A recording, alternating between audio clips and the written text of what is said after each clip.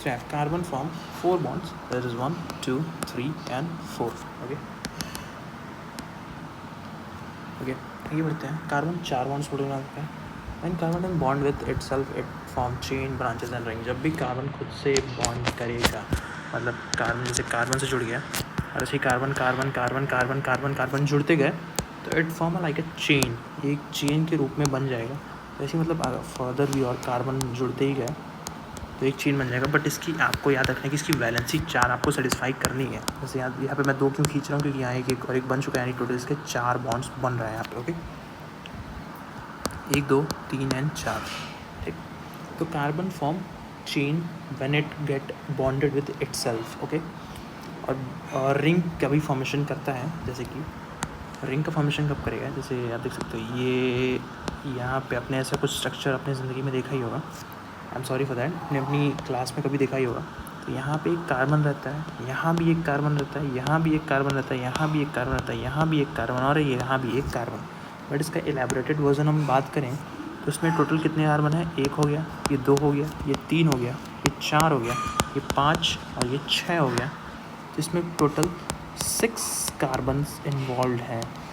6 carbon involve है इसमें total इसमें 6 कार्बन इन्वॉल्व है. ठीक है, 6 कार्बन इन्वॉल्व है. बाकी इसमें बॉन्डिंग कैसे होती है वो देख लेते हैं हम. ये देख सकते हो आप, ये वही सेम स्ट्रक्चर में बना रहा हूँ. यहाँ बीच बीच में डबल बॉन्ड रहता है. जैसे यहाँ एक है, यहाँ एक है, यहाँ एक है. तो ये और ये कार्बन के बीच में यहाँ पे एक डबल बॉन्ड प्रेजेंट रहता है. फिर ये जो कार्बन है और इस कार्बन के बीच में यहाँ ही डबल बॉन्ड रहता है. इन दोनों कार्बन के बीच में प्रेजेंट नहीं होता है. यहाँ जो कार्बन यहाँ प्रेजेंट है, इन दोनों के बीच में कोई डबल बॉन्ड प्रेजेंट नहीं है. डबल बॉन्ड सिंगल बॉन्ड आपको आई होप पता होगा, आपने 11th क्लास में पढ़ा होगा.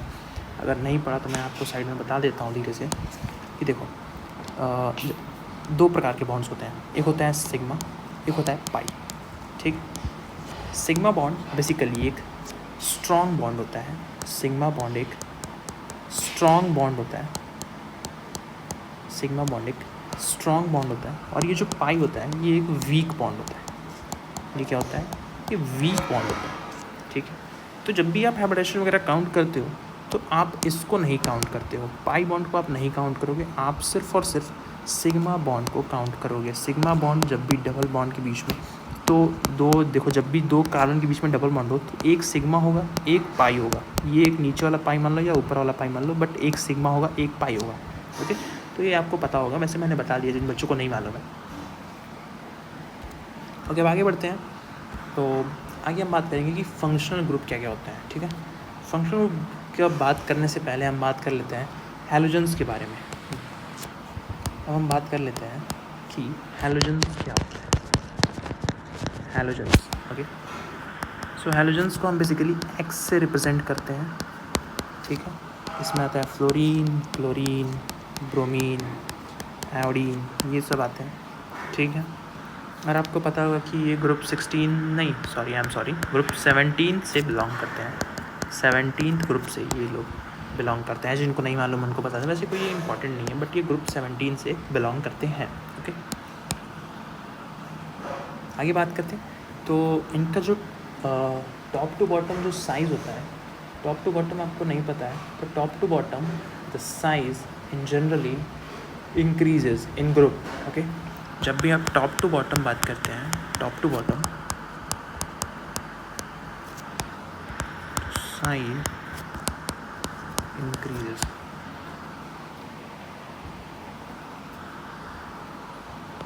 और left to right, left to right the size decreases. Size decreases. Okay. आपको ये सब नहीं पता होगा तब भी चलेगा, बट आपको ये याद रखना है कि हैलोजन को हम रिप्रेजेंट करते हैं एक्स से. ये fluorine, chlorine, bromine, iodine halogens होते हैं. बस ये आपको याद रखना है. ठीक है. आपको तो याद ही होगा fluorine, chlorine, bromine, iodine and all आपको याद होगा. ओके. आगे बढ़ते हैं. अब हम बात करेंगे फंक्शनल ग्रुप्स के बारे में. फंक्शनल ग्रुप्स के बारे में अब हम बात करेंगे. ठीक है. तो देखिए फंक्शनल ग्रुप क्या क्या होते हैं. फंक्शनल ग्रुप आपका होता है OH, CHO, जो पढ़ना है मैं वही बता रहा हूँ, COOH, और बाकी भी होते हैं जिनके बारे में अभी बात करेंगे। OH को हम बोलते हैं एल्कोहल, CHO को बोलते हैं एल्डिहाइड, और C डबल बॉन्ड OH को बोलते हैं कार्बोक्सिलिक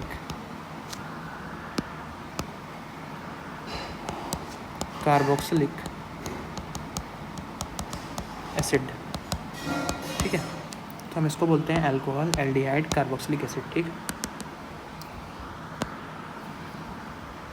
और भी होते हैं जैसे कि आपका एस्टर भी आता है, ये सब चीज़ें भी आते हैं। ये जो ग्रुप्स होते हैं ना, ये रिस्पॉन्सिबल होते हैं कि क्या केमिकल कैरेक्टरिस्टिक होगा उस कंपाउंड का। जैसे मान लीजिए मैंने एक कंपाउंड लेता हूँ CH3 CH2 and OH, तो ये जो कंपाउंड इसमें OH जुड़ा है, यानी कि एक अल्कोहलिक कंपाउंड है गाइस। ये क्या है? एक अल्कोहलिक कंपाउंड है।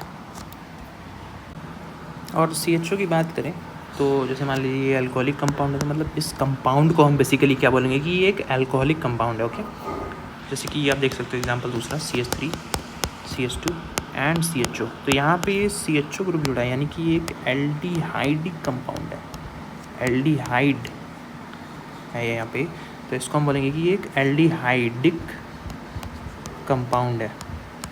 ठीक है, वैसे ही जैसे अगर COH जुड़ गया तो ये एक कार्बोक्सिलिक एसिड कंपाउंड है, या बेसिकली बोल सकते हो कि ये एक एसिडिक कंपाउंड भी आप इसको कंसिडर कर सकते हो कि ये एक एसिडिक कंपाउंड है। That's all. Okay, not a big hurdle with it. आगे बढ़ते हैं। अब हम बात करेंगे कि alkane, alkene, alkyne, that is hydrocarbons की अब हम बात करेंगे। अब हम बात करेंगे किसकी? हाइड्रोकार्बन्स की।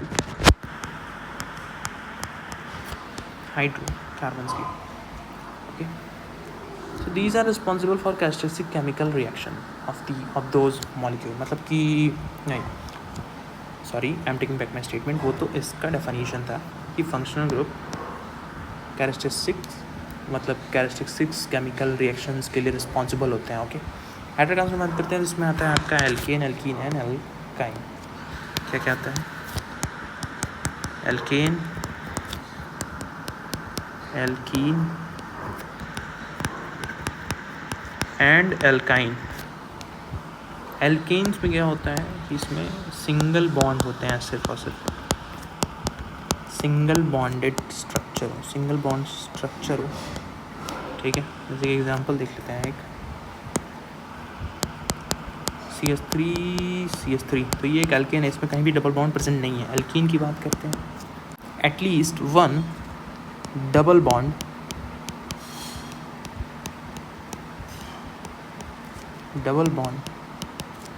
प्रेजेंट होगा, तभी इसको एल्कीन बोलेंगे। इसको नहीं, किसी कंपाउंड को, तभी कंपाउंड को एल्कीन बोलेंगे। ओके, जैसे कि मान लेते हैं, हम आपको एग्जांपल दे देते हैं, एक CH2 डबल बॉन्ड CH2, तो यहाँ एक देख सकते हो आप कि ये जो है ना, ये एक डबल बॉन्ड, ये एक क्या है, नहीं डबल नहीं, एक पाई बॉन्ड है। डबल बॉन्ड में एक पाई होगा और एक सिग्मा होगा, ये मैंने आपको बता रखा है ऊपर। अगर आपको भूल रहा है तो आप यहाँ देख सकते हैं कि एक सिग्मा होगा और एक पाई होगा। ठीक है, एक सिग्मा और एक पाई होगा। ओके, तो यहाँ पे एक सिग्मा है और एक पाई है, तो बेसिकली इसमें एक डबल बॉन्ड प्रेजेंट है, तो इसको हम क्या बोलेंगे? एल्कीन बोलेंगे। वहीं एल्काइन में क्या होता है? एल्काइन में गाइस क्या होता है कि इसमें एक ट्रिपल बॉन्ड प्रेजेंट होता है, एक ट्रिपल बॉन्ड प्रेजेंट होगा। अब ट्रिपल बॉन्ड की बात करते हैं। आपने बोला कि भाई आपने ट्रिपल बॉन्ड तो बताया ही नहीं हमें, तो आ जाओ गाइस बता देते हैं कि ट्रिपल बॉन्ड में क्या होता है। ओके, तो CH 4 बॉन्ड सेटिस्फाई है, नहीं हो रहा तो काउंट कर लो। एक इसके साथ बना है, 2 3 4। अब इसकी बात करें तो एक H के साथ बना है, 1 2 3 और ये एक H वाला 4। ओके, देखो यहाँ पे एक ट्रिपल बॉन्ड प्रेजेंट है तो इसको हम बोलेंगे एल्काइन है। ठीक है, तो ये एक एल्काइन है। क्यों एल्काइन, क्यों नहीं मतलब हमको इसको फिजिकली एल्काइन बोलते हैं। ओके, तो देखो इसमें 2 सिग्मा नहीं 2 पाई बॉन्ड प्रेजेंट होंगे, मतलब कि 2 पाई बॉन्ड होंगे और एक क्या होगा, सिग्मा बॉन्ड होगा। ओके, तो 2 पाई बॉन्ड होंगे और एक क्या होगा, सिग्मा बॉन्ड होगा। ठीक है, तो हाइब्रिडाइजेशन में हम क्या करते हैं, हल्का सा आपको हाइब्रिडेशन में रिकॉल करा देते हैं कि हाइब्रिडेशन में हम पाई बॉन्ड को काउंट नहीं करते हैं, हम सिर्फ sigma bond and lone pairs को काउंट करते हैं। लोन पेयर्स को काउंट करते हैं किसमें किसमें किसमें किसमें किसमें हाइब्रिडाइजेशन में, हाइब्रिडाइजेशन में। ओके, तो हम सिर्फ और सिर्फ क्या काउंट करते हैं, sigma bond and lone pairs. Okay बच्चों, कोई भी डाउट आ रहा होगा आप कमेंट में इजीली पूछ सकते हो and respond with in a minute, don't worry about it. कोई भी डाउट होगा आप कमेंट में पूछ लेना, मैं रिस्पॉन्ड करूँगा, ज़रूर करूँगा। ओके, आगे बढ़ते हैं। हमने देख लिया एल्केन, देख लिया जिसमें क्या होता है, सिर्फ और सिर्फ सिंगल बॉन्डेड स्ट्रक्चर होता है। क्या होता है, सिंगल बॉन्डेड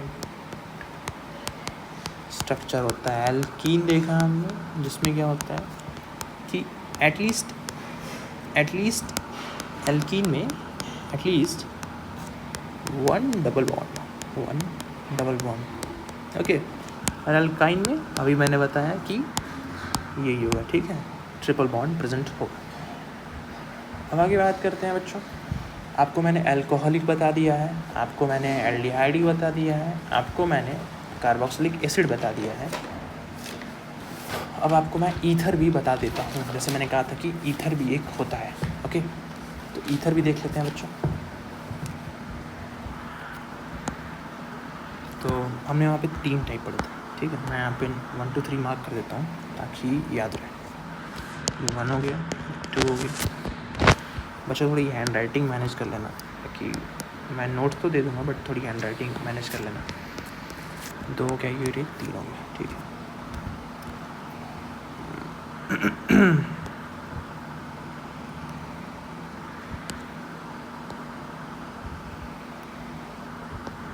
ओके, तो फोर्थ देखते हैं। फोर्थ है ईथर्स। और भी कई सारे होते हैं बट हमको मेन ज़्यादा नहीं पढ़ना है, हमको लिमिटेड में पढ़ना है। तो जितना मैं बता रहा हूँ उतना आप पढ़ोगे तो आप डेफिनेटली स्कोर कर लो। हो गया fourth, and then the next है जिसमें आर और आर, उसका एग्जांपल दे दूँ, सॉरी।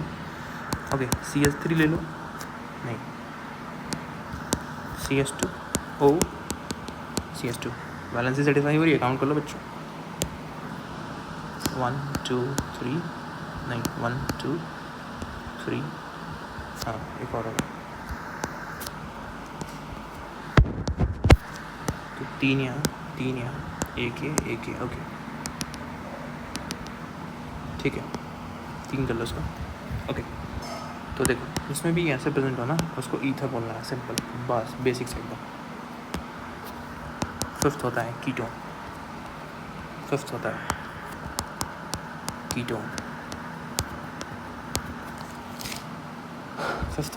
वन इज कीटोन, और इसका एग्जांपल होता है जैसे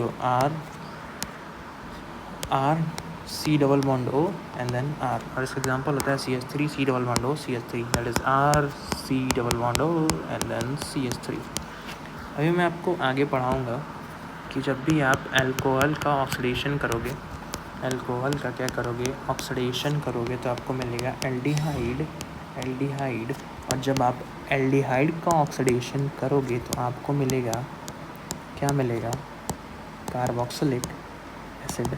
ये मैं आपको पढ़ाऊँगा किस में, halo alkanes and halo arenes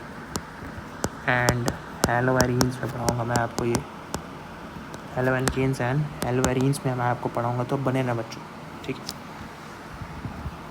और हाँ, जब भी आप सेकेंडरी अल्कोहल का वो करोगे, सेकेंडरी अल्कोहल का क्या करोगे, ऑक्सीडेशन, तो मिलेगा ketone, that is this one. आगे बात करते हैं अमाइड्स। और भी कुछ होता है, जैसे कि ईस्टर होता है, अमाइड्स होते हैं, अमाइंस होते हैं, नाइट्राइल्स होते हैं, साइनाइड्स होते हैं, एंड और भी होते हैं, बट इतना आपको मैं पढ़ाऊँगा किसमें, हेलोएल्केन्स एंड हेलोएरीन्स में बच्चों, हेलोएल्केन्स एंड हेलोएरीन्स। अब मेरे को बच्चा थोड़ा कहना तो मित्रों बोलो, यस मित्रों बोलो या दोस्तों बोलो, ठीक है। अब बात करते हैं नॉमेनक्लेचर की। नॉमेनक्लेचर एकदम बेसिक्स पढ़ाऊँगा, कुछ ज़्यादा डीप नहीं जाऊँगा। डीप इन द सेंस कि अभी हम एकदम ऊपर का पढ़ेंगे, मतलब कि जितना एक ऊपर का लेवल का होता है एकदम 0 लेवल का वो पढ़ेंगे। बाकी आपको तो मतलब मेजॉरिटी ऑफ द चीज़ें पता ही होंगी, ओके। तो आपको ये याद होना चाहिए, आपको अगर नंबरिंग में नहीं मालूम है कि एक कार्बन को क्या बोलते हैं, 2 कार्बन को क्या बोलते हैं, तो मैं बता देता हूँ जिन बच्चों को नहीं मालूम। जिन बच्चों को मालूम है वो स्किप कर सकते हैं। एक कार्बन को बोलते हैं मैथ, ऐसे ही 2 कार्बन को मैथ एथ, 3 कार्बन को प्रॉप, 4 कार्बन को ब्यूट, 5 कार्बन को पेंट, 6 कार्बन को हेक्स, 7 कार्बन को हेप्ट, एंड 8 कार्बन को ऑक्ट, एंड 9 कार्बन को नॉन, एंड 10 कार्बन को डेक, ठीक है। तो ये हम बोलते हैं। जिन बच्चों को नहीं याद, बेटा याद कर लो, ये 10th क्लास की चीज़ है। 10th क्लास में हमने पढ़ा होगा दोस्तों, ये 10th क्लास की चीज़ है, ठीक है। तो आप इसको याद कर लो जिनको नहीं याद है। बाकी ये सब होते हैं, ये सब प्रीफिक्स होते हैं, ये पहले लगाए जाते हैं नंबरिंग के अकॉर्डिंग, कितने कार्बन है उसके हिसाब से हम यूज़ करते हैं एथ, प्रॉप, ब्यूट, पेंट, ठीक है। जिनको नहीं याद कर लो, बहुत बच्चों को याद होगा। तो ओके, अब आगे बढ़ते हैं। ओके, अब रूल्स की बात कर लें। रूल्स की बात कर लें। कलर चेंज कर दो गाइस, कलरफुल कलर होना ज़रूरी नहीं है। कलर नहीं होगा तो भाई मज़ा क्या है, नहीं भाई। Colourful life should be needed. Enjoy करो दोस्तों, एंजॉय करो भाई, एंजॉय करना इज़ मेन इम्पोर्टेंट।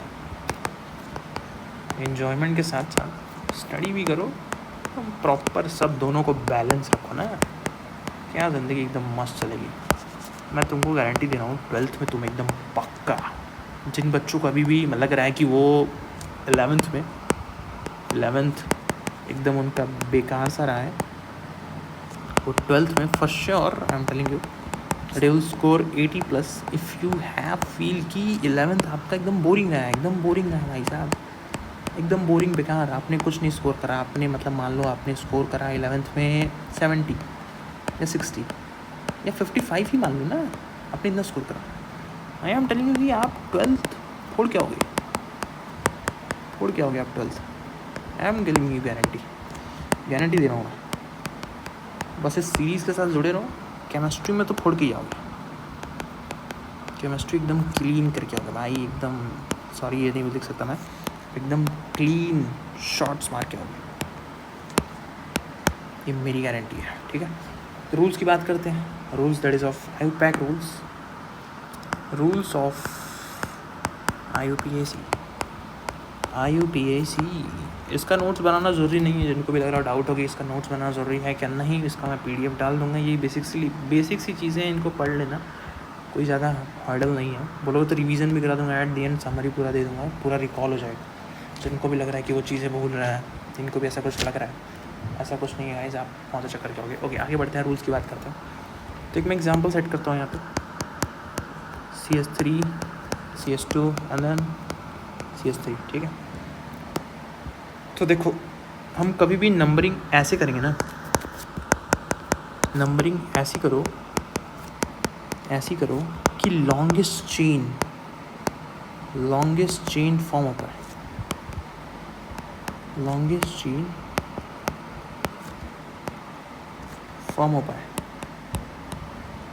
आपको नंबरिंग ऐसी करनी है कि लॉन्गेस्ट चेन फॉर्म हो पाए, 1 2 3 आप नंबरिंग कैसे डालोगे, लॉन्गेस्ट चेन फॉर्म से। देखो 1 2 3, ओके। जैसे मान लो मैं यहाँ पे अटका देता हूँ, जैसे यहाँ पे मैं एक CH2 CH3 कर देता और यहाँ पे मैं CH2 कर देता। तो आप ऐसे नहीं जाते कि मैंने 1 2 3 4 कर लिया, नहीं, आप ये गलती नहीं करते, ठीक है। आपको ये 4 नहीं पकड़ना था, आपको लॉन्गेस्ट पकड़ना है। तो आप यहाँ 4 जाओगे, यहाँ 5 जाओगे, ये हटा देना। फिर आप क्या नाम लिखोगे इसका, बहुत बच्चों का नाम पता चल गया होगा अभी तक। आप ऐसे जाओगे, ठीक है ना, और इसको एज अ सफिक्स ऐड करोगे, मतलब इसको लास्ट में, मतलब इसका नाम लिखोगे जिस पोजीशन पे भी एडेड, थर्ड पोजीशन पे। तो थर्ड पोजीशन में अभी मैं आपको बताऊंगा, मैं ज़रा डीप जा रहा हूँ, I am sorry for that.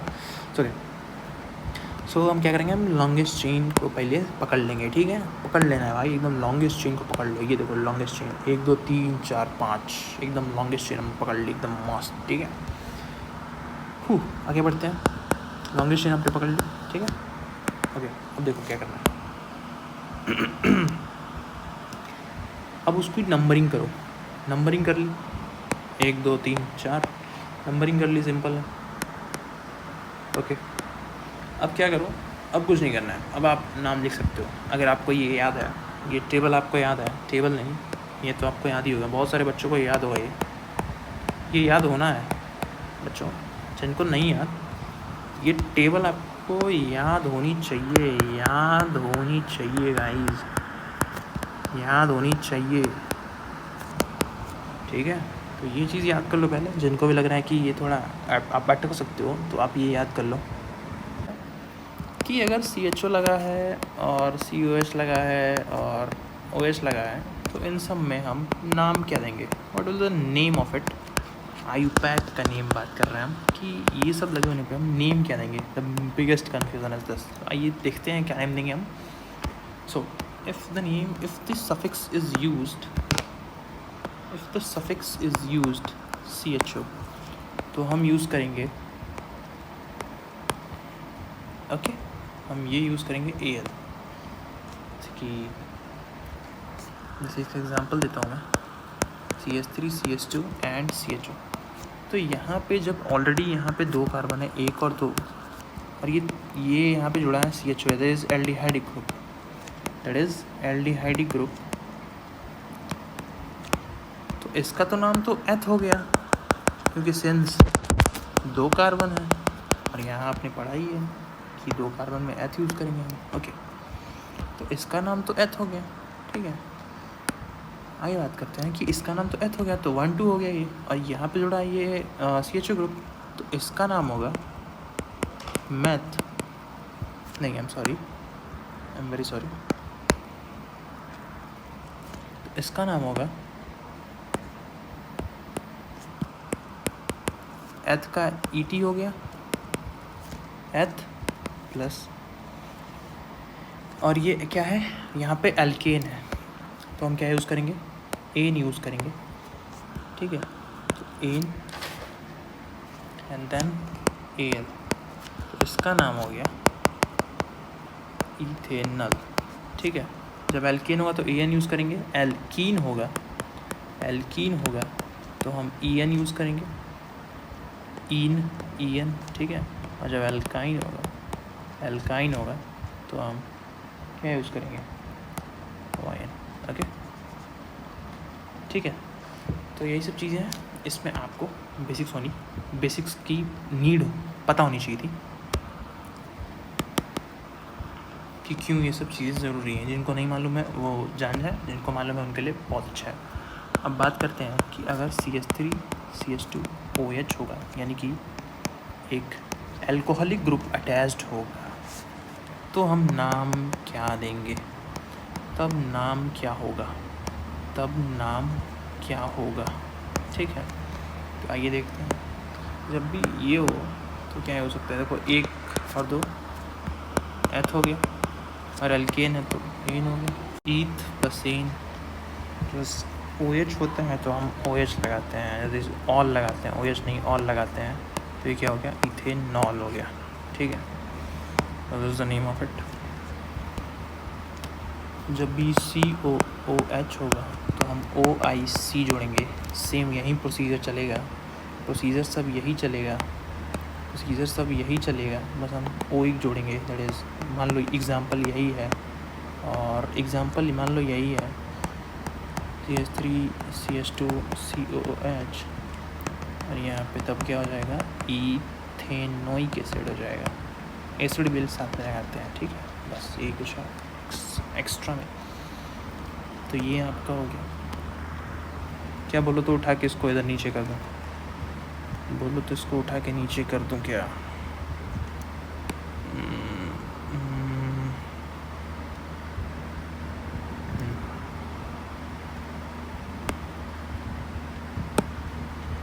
अब ठीक है आई गेस।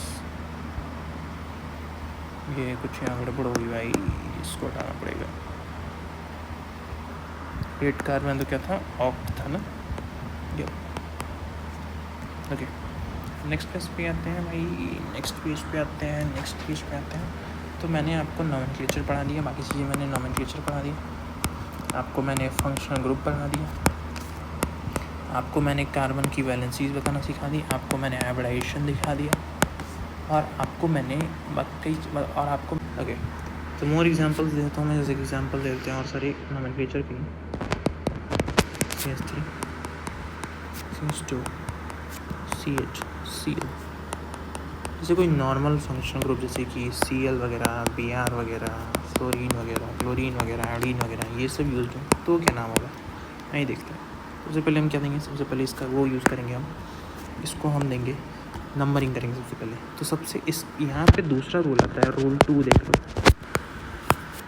कि जिधर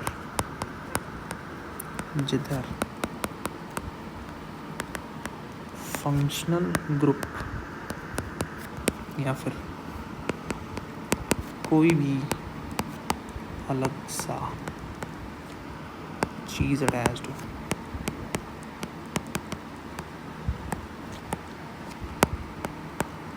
वहाँ से आप नंबरिंग स्टार्ट करोगे। तो हम देखते हैं कि हम सेम चीज़ बेंजीन में कैसे करेंगे। तो बेंजीन की बात करते हैं अब, कि बेंजीन में हम वो नोमेनक्लेचर कैसे करेंगे। सिंपल बेंजीन का जो स्ट्रक्चर होता है वो कुछ ऐसा दिखता है, ठीक है, या फिर आप ऐसे भी बोल सकते हो। आप एग्ज़ाम में यही वाला प्रेफर करना, क्योंकि आपको ये थोड़ा टाइम सेविंग होता है एग्ज़ाम के लिए, एग्ज़ाम पॉइंट ऑफ व्यू से बता रहा हूँ। और ये वाला जो होता है ना, कि अगर आपने ये वाला डंडी या फिर ये वाला डबल बॉन्ड यहाँ खींच दिया, व्हाट आई मीन कि ये डबल बॉन्ड है आपने यहाँ खींच दिया और ये यहीं रहने दिया और ये यहाँ खींच दिया, तो ये गलत हो जाएगा क्लियरली। इसलिए आप यही बनाओ क्योंकि एकदम बेस्ट है, ठीक है। तो आते हैं अपने टॉपिक पे। तो हाँ, तो बेंजीन में नोमेनक्लेचर कैसे करते हैं। तो मान लीजिए यहाँ पे बेंजीन तो हम यूज़ करेंगे ही, ठीक है। और हाँ, एक और रूल रह गया था यहाँ पे, वो बता दूँ। एक और रूल रह गया था, रूल नंबर 3 की बात करें। जब भी आप नोमेनक्लेचर करो ना, जब भी नोमेनक्लेचर करो तो क्या करना है कि आपको, अगर मान लो कई सारे वर्ड्स आ गए, जैसे ब्रोमीन भी आ गया, फ्लोरीन भी आ गया, क्लोरीन भी आ गया, कई सारी चीज़ें आ गई एक साथ में, तो क्या करना है कि आपको नेमिंग देखनी है, उसकी नेमिंग देखनी है अल्फ़ाबेट के अकॉर्डिंग, अल्फ़ाबेट्स के अकॉर्डिंग आप क्या करोगे, नोमेनक्लेचर कह रहा हूँ, सॉरी, आईयूपीएसी की नेमिंग दोगे, मतलब कि ABCD के अकॉर्डिंग। मान लो आपका फ्लोरीन भी आ रहा है, क्लोरीन भी आ रहा है एक ही कंपाउंड में, तो पहले आप क्लोरीन लिखोगे, थर्ड पोजीशन पे लेट सपोज क्लोरीन लगा है, 3 क्लोरो एंड मान लो फोर्थ पोजीशन पे ब्रोमीन लगा है, नहीं सॉरी फ्लोरीन लगा है, तो 4 फ्लोरो, ठीक है, आप ऐसे लिखोगे, ओके। तो ये मैंने एग्जांपल दे दिया यहाँ पे। इसकी डीप एक्सप्लेनेशन में मैं नहीं जा रहा हूँ, बहुत इजी होता है, आप ये कर लोगे, ठीक है। आगे बढ़ते हैं, रूल नंबर 3 में बताते हैं बेंजीन का स्ट्रक्चर देख लेते हैं आप। बेंजीन का स्ट्रक्चर का एग्जांपल मिलता है कि मान लो, तो इसका नाम हो जाएगा आईपैक, नेम हो जाएगा इसका क्लोरो एंड देन बेंजीन, ठीक है। इसका नाम हो जाएगा क्लोरोबेंजीन। ओके, तो ये भी हो गया यहाँ पे। अब हम जो पढ़ने वाले हैं पूरे ऑर्गेनिक केमिस्ट्री में हम जो पढ़ने वाले हैं, what will study in further classes, वो देख लेते हैं हम क्या पढ़ने वाले हैं फर्दर क्लासेस में। सबसे पहले हम कौन से रिएक्शंस हम पढ़ने वाले हैं। तो बेसिकली हम रिएक्शन पढ़ेंगे, सब्स्टिट्यूशन होगा, कलर चेंज कर लेता हूँ गाइस, सब्स्टिट्यूशन होगा, सब्स्टिट्यूशन रिएक्शन, जिसमें कुछ नहीं होगा। ऐसे मैं एक कॉमन एग्जांपल देता हूँ आजकल की जनरेशन को लेके नहीं, मतलब उन सबको देखते हुए। आपके साथ कोई है, लेट्स सपोज कि आपके साथ एक आई पर्सन है, इट जस्ट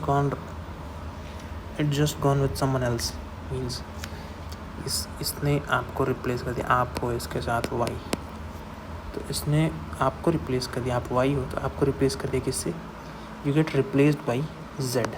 तो जेड, तो अब क्या हो गया, अब आई का बॉन्ड सिर्फ और सिर्फ जेड के साथ बना है, वाई बाहर चला गया। तो ये होता है सब्स्टिट्यूशन, मतलब कि कोई रिप्लेस करके उसकी जगह कोई और ले ले। ठीक है, ईजीएस्ट है काफ़ी। क्या मैं लिख देता हूँ, जगह को रिप्लेस करके दूसरे को दे देना, दूसरे को दे देना, सिंपल। ठीक है, दूसरा बात करते हैं। दूसरा आपका जाता है एडिशन रिएक्शन। तो बेसिक्स हैं, किसी को भी अपने साथ जोड़ लेना, किसी को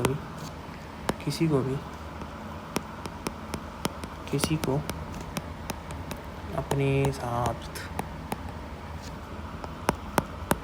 जोड़ लेना। ठीक है, वेरी इजी। और फिर आता है थर्ड नंबर पे आएगा आपका एलिमिनेशन रिएक्शन। किसी को भी सिंपली बाहर निकाल देना, एलिमिनेशन रिएक्शन।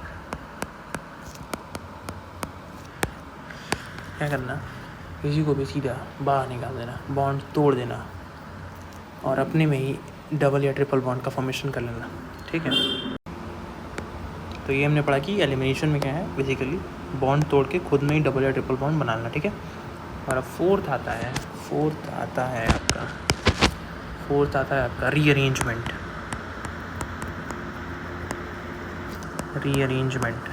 ठीक है, रीअरेंजमेंट आता है कि मतलब खुद के ही स्ट्रक्चर में चेंजेस लाना, दैट्स ऑल।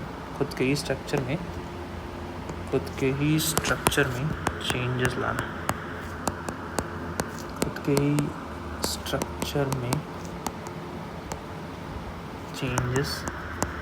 लाना, ठीक है। उसके बाद आता है आपका रेडॉक्स रिएक्शन। ये आपको पता ही होगा कि इसमें सिर्फ और सिर्फ ऑक्सीडेशन या रिडक्शन होता है, यही है। ठीक है, ऑक्सीडेशन या फिर रिडक्शन, ऑक्सीडेशन हो या रिडक्शन हो। ठीक, ओके। तो देखो गाइस, मैंने नोट्स को काफ़ी अच्छे से कर दिया है, इसकी टेंशन नहीं लेना कि नोट्स गंदे बने हैं, नहीं, मैं वही अभी सही कर रहा था। नोट्स काफ़ी प्रॉपर तरीके से मैंने हाईलाइट कर दिया है कि चीज़ को, कि कौन सी चीज़ कहाँ पे आपको इजीली रिकॉल हो जाएगा जब भी आप इस पीडीएफ को खोलना चाहोगे। पीडीएफ खोलने की लिंक मैं आपको डिस्क्रिप्शन में दे देता हूँ, वहाँ पर टेलीग्राम का लिंक मिलेगा, आप वहाँ से जाके पीडीएफ को डाउनलोड कर सकते हो, काफ़ी ईजी है। ठीक है, या फिर मैं डायरेक्ट आपको गूगल ड्राइव की लिंक दे सकता हूँ, या फिर मैं आपको टेलीग्राम की लिंक दूंगा, वहाँ से जाकर डाउनलोड कर लेना ईजी। ओके, और अगर आपको आइसोमेरिज्म वगैरह भी पढ़ना है तो उसकी एक सेपरेट वीडियो बनानी पड़ेगी। मैं यहाँ लिख दे रहा हूँ, for isomerism there will be a separate video, क्योंकि वो देखो काफ़ी बड़ा है वो, तो देखो दोस्तों वो हो नहीं पाएगा। देखो गाइस, वो तो मतलब सीरियसली वो नहीं हो पाएगा, काफ़ी बड़ा होता है आइसोमेरिज्म। तो आइसोमेरिज्म के लिए अलग वीडियो बनेगी, आइसोमेरिज्म के लिए अलग वीडियो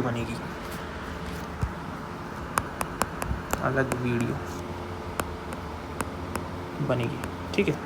तो आइसोमेरिज्म के लिए अलग वीडियो बनेगी, आप उसको ज़रूर देख लेना अगर आपका थोड़ा डाउट वगैरह है तो।